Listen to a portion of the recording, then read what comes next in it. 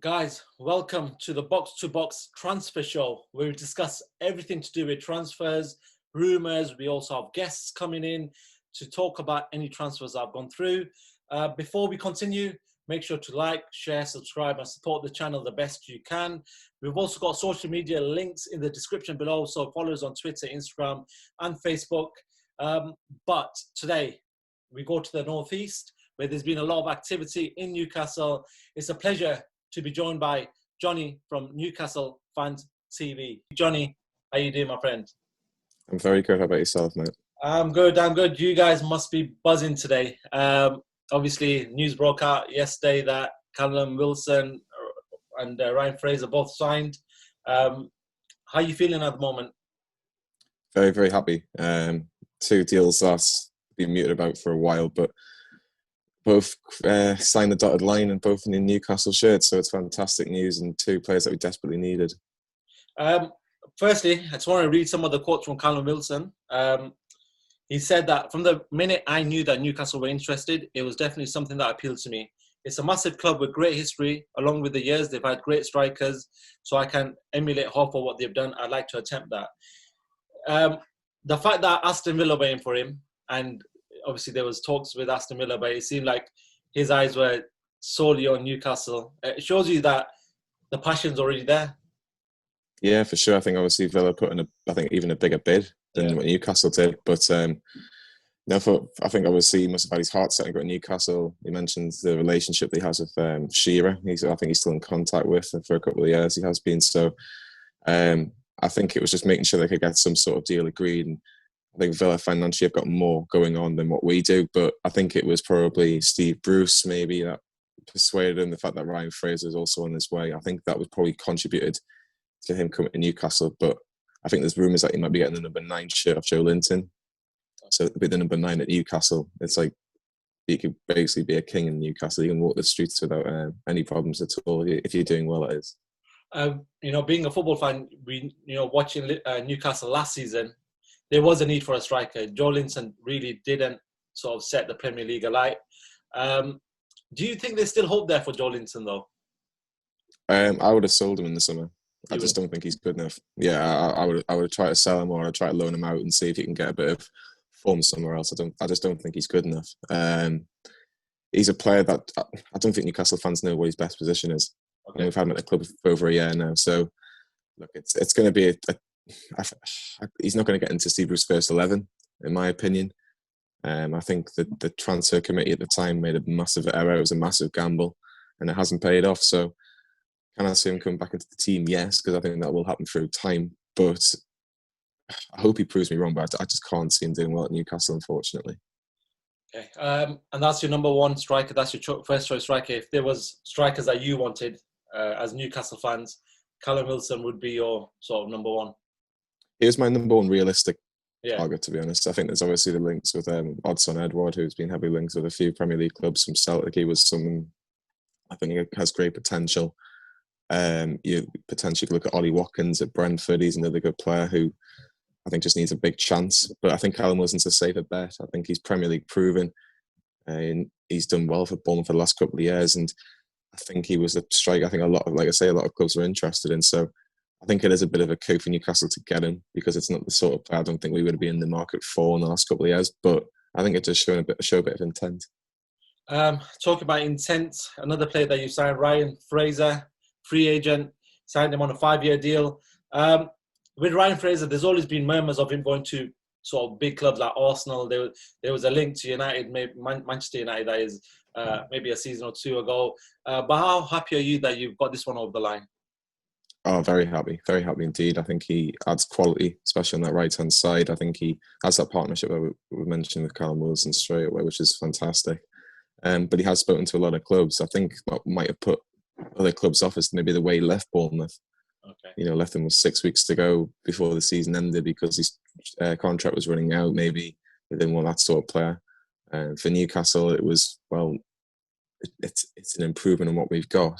And as a free agent, there's a big of a signing on fee, but it's not as much as, like, say, 20 million for Callum Wilson, for example. So yeah, I think it's a fantastic move, both on long-term deals as well. So you'd like to think their best years are going to be at Newcastle.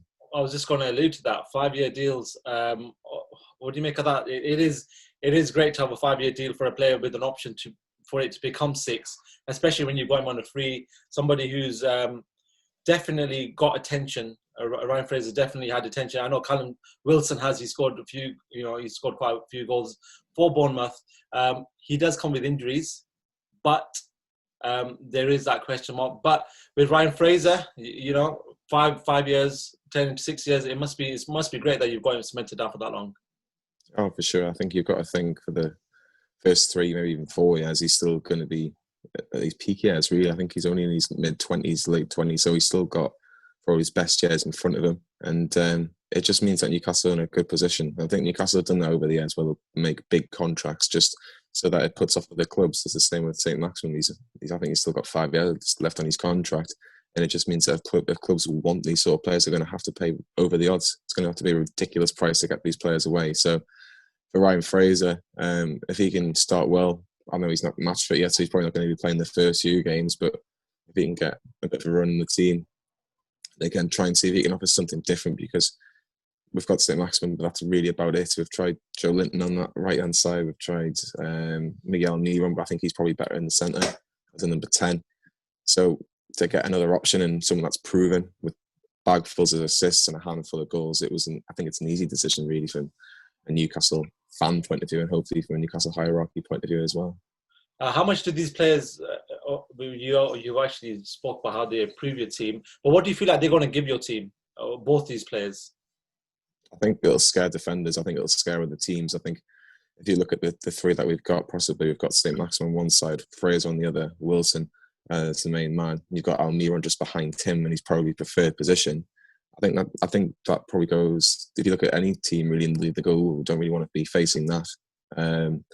Look, that it might change against maybe your Manchester City's, your Liverpool's, Chelsea's, or whatever. But especially at home, where the football wasn't great last year at home, we were still picking up points, but there wasn't really many games last season at home. You're going, I really enjoyed that game because we played some exciting football. I think these are exciting players, and hopefully there'll be an attacking brand of football that we can enjoy at Newcastle, because we've missed that for a little while now.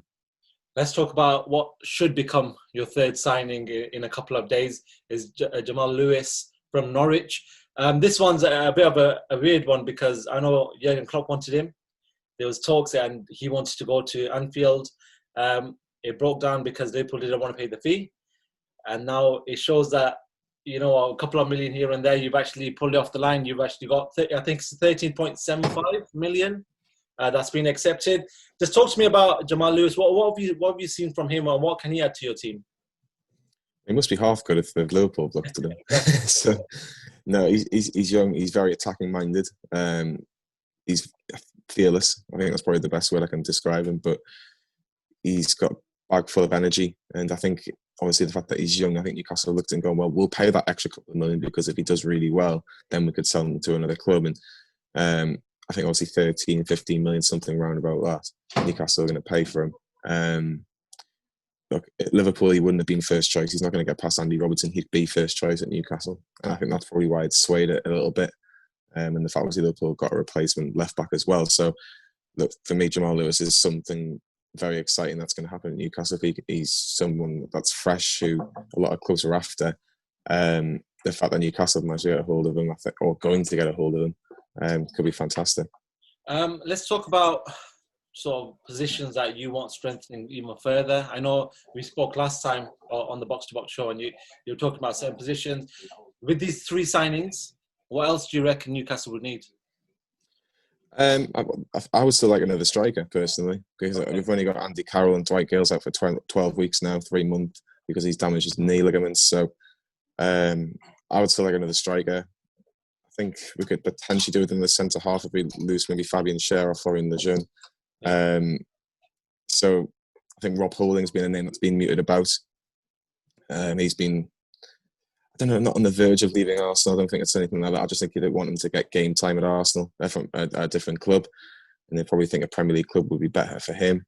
But it seems like Arteta just wants to keep him for another couple more weeks, just to make his mind up on whether he wants to get rid of him on loan to Newcastle. But I think if he was to come to Newcastle at centre half, I think that would be an improvement. But I'd also like another right back at Newcastle. I don't rate Javier Manquillo. Okay. So I'd like to be fair, I think even Max Aarons, who's at Norwich as well, I think he would be a good signing for Newcastle. But I don't see Newcastle paying that amount of money for Max Aarons when they've just spent something similar for Jamal Lewis, and especially in the current climate we're in now. So I think we'll have to probably make do with Manquillo or Yedlin this season, and then maybe next season, maybe that could be the position that we strengthen. Last time we spoke to you, Jonny, and just going to run through this very quickly, the Saudi sort of takeover was happening and then it fell through. What's your feelings like? Because I know you were excited for that. You wanted that to go through. It hasn't gone through. You're stuck with Mike Ashley and obviously your manager who's done well enough for last season. But what's your feelings in regards to that? Disappointed. Not surprised, because that's what happens at Newcastle, where you have your hopes up and then they get brought back down to earth a little bit. But no, it was the closest that we've ever come to having a takeover, and it was literally the Premier League just had to say yes to it, and a transfer funds, that was literally the only thing that was missing from this takeover. So look, it was a kick in the teeth, but unfortunately you're going to have to just move on unless something else gets mentioned again. I think Newcastle fans are sick to the back teeth about any potential takeover now. I think they just need to hopefully watch some good football. Hopefully Newcastle can win a few games, but I do think it'll happen in the near future. How long's the near future? 6 to 12 months, maybe a bit longer, 12 to 18, something like that. I don't think it will happen because he's a willing seller. I think you just need a willing buyer, maybe the right buyer. And there was just maybe a lot of high profile rumours going around about the Saudis and about what they've been doing. And financially, I think we would have made us the richest club in the world, but would it have morally been right?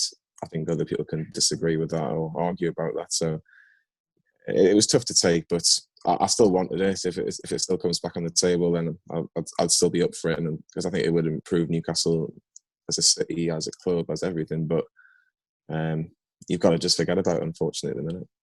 Jonny, with these signings, where do you expect Newcastle to finish next season? I think we finished 13th in the last 2 seasons, one under Rafa and one under Steve Bruce. And I don't think we played great last season, but we seemed to just dig out results when we needed to. Can Newcastle improve on that maybe slightly? I don't think we're good enough to make the top 10, in my opinion. I think you look at the likes of Everton, that spent a lot of money. Wolves have just spent 40 million on a teenager. So it's going to be very, very tough to break into that kind of top 10. But we could be that surprise package if everything goes right and Fraser and Wilson hit it off well. And we can if we keep all our players fit for the majority of the season, then who knows? But I'll say 12th, but again, I'm not massively confident on that. But I don't think we'll be. I don't think we'll be involved massively in a relegation battle. I think there are with the signings we've made, and hopefully we continue to make. I think there's a few clubs that are probably in a worse position than us, but let's just see what happens. Cool, Jonny, it's been a pleasure. You coming on, guys. Thank you very much for watching the first part or first episode of the Transfer Show. Speak to Jonny from Newcastle Fans TV. Like I said at the start, please subscribe, hit the like button, share these videos about. Our social media links are at the bottom, and we will be bringing you more transfer shows. Jonny, it's been a pleasure. We will talk to you once the season starts again. So thank you very much for tuning in, guys. Thank you, Jonny. Appreciate it. Thank you very much. Take care.